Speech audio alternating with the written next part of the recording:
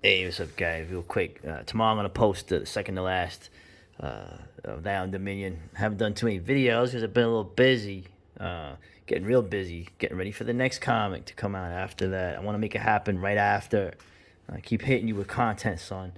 But here we go. This was suggested to me after some of my video game streams where I have found myself in the retro gaming, about as retro gaming as you get with the 2600, the Atari 2600, the system that I remember as a kid, as a little kid, and DFCSons, one of my loyal viewers, recommended the Art of Atari. Okay, this is like a coffee table book. It's thick, but it's worth it, at least for me. I mean, who is this appeal to? I don't know. I guess guys my age, Gen Xers, who remember the past. Okay, and it's not just all. I mean, look, let's get into it. I like how they have the actual graphics of the games now. Like Arkham Reporter, he's a retro gamer. He was looking at this stuff. Obviously, he's younger than me. He was looking at these graphics. He's like, I think I'll pass. Right?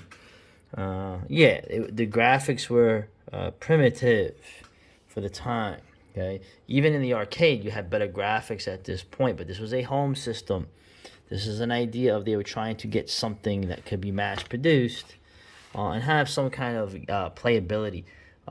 And these games had lots of playability. Okay, when I played the flashback, the $5 controller, I was surprised at how much I was enjoying the games. In fact, I'm gonna probably do a game stream tomorrow, to post it. And anyway, the book is essentially, mostly, the theme of it. Of course, they have the history of Atari, what Atari means to me, all these things. But the graphics, okay, the whole concept was that, yeah, you had a relatively primitive system even back then, okay, but the graphic illustration was a big thing, yeah, and they have interviews and profiles of the different artists that did the covers for it to try to draw people in, and then you get like, okay, Centipede. Now I remember in the arcade game of Centipede was more advanced. I played this game on the the stream I did. It's not live, but so this is what you have, okay, and this was the box cover. You have like a little hobbit shooting a centipede with a magic wand. Now I always thought Centipede was actually science fiction, but regardless, you see the art here to draw you in, okay? And they had I don't know, this art. What I mean, I think this was better art, in terms of the theme of blasting these centipedes. But you see how each cover of each cartridge game, they show the graphics, but then they show, obviously the graphics came first, and then the artist had to try to make something appealing on the cover based from that.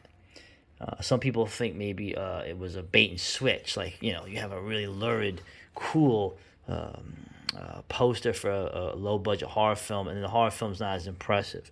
I would argue, though, maybe with the balance of time, that these things hold up more than you think. Just like with horror cinema, I always say horror cinema, even the cheap, no budget stuff from back then, it ages like fine wine, even if it's rough around the edges. And I would argue the same for the 2600. And Berserk. I mean, I remember the arcade version of Berserk, but the 2600 version of Berserk was awesome, man. Lots of fun, blasting robots and don't touch the walls. Remember? So they actually have, like I said, the profile of each artist.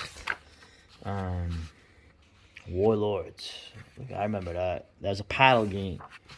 A missile command. Friggin' keep this family friendly for the no swear gamer people. A missile command. I'm gonna play a game it up. Maybe I'll play that game tomorrow. Friggin' missile command. Awesome cover. Very science fiction oriented, right? Like something out of Buck Rogers. The great Buck Rogers show.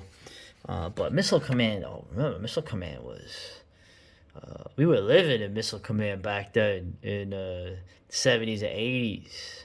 I remember as a kid, I think it was a Wednesday night, school night. I was watching Reagan give a speech about the Soviet Union and the intercontinental ballistic missiles. And I remember being frightened. Isn't that amazing being frightened by some global situation, right? I remember being frightened and then just kind of like going, whatever, and shrugging my shoulders and going to sleep because I had to go to school the next day. Something to be said for the the flexibility of being a child, of being a kid. But yeah, look at that. Missile Command, friggin' asteroids. Now that's when the Atari 2600 really started to come. When Space Invaders, asteroids, Missile Command, these arcade games, they made the adaptions of it, and the adaptions of it were actually pretty good. So, and hey, she's cute. It's amazing. Back then, you have all these illustrators. You have illustrators of color. You have women. You have everybody involved, and there's no problems.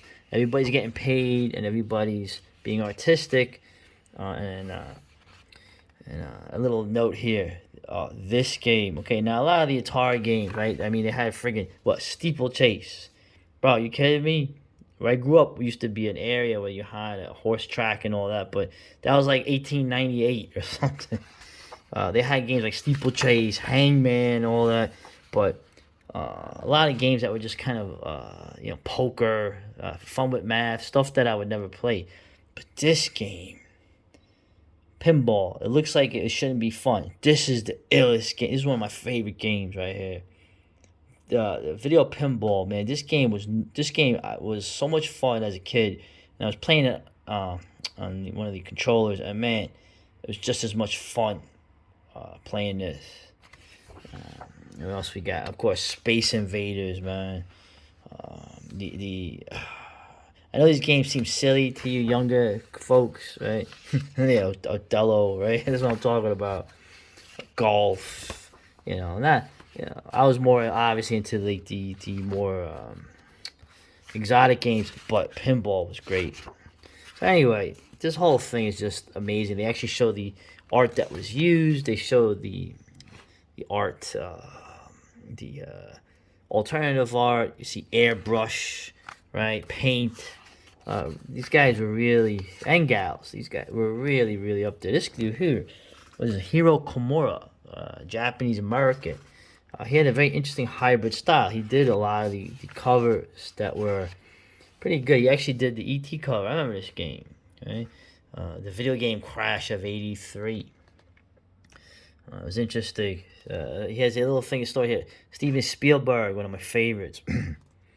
He thought that Elliot looked too defiant, so he told Hiro Komura to make him look more afraid. Oh, when I saw this movie, remember the scene where E.T. is like white, he's turning pale, and he's dying.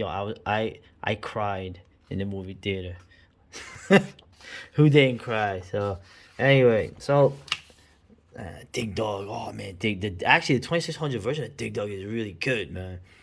But anyway, that's just a small sample of it. This book is great if you're a Gen Xer like me. Hey, Mario, Luigi, look at this. Remember the original Mario Brothers? I forgot about the Mario Brothers. I remember Super Mario Brothers on the Nintendo. My neighbor had, it was so amazing, but I forgot that in between Donkey Kong, right, and Super Mario Brothers, you have Mario Brothers. I remember playing it in the arcade. And the 2600 version looks pretty decent. Crawl. Oh, man, dude. I mean, that movie was hot, and the No Sweat Gamer did this, and crazy. But anyway, I know you don't care about that. In the end, it ends with some of the advertisements they had. Actually, it's a really good book, man. A lot of stuff in here if you're a 2600 fan. Industry kind of releases, little things that happen. Evil. Anyway, all right, don't watch TV tonight. Play it. Meanwhile, back then, you actually had good TV shows. 1978. Anyway, all right, man. If you're my age or whatever, or if you're just a cool person, you should get this book. A Snapshot in Time. A time that it was all decadence, but the older decadence was a lot more fun. Anyway, later.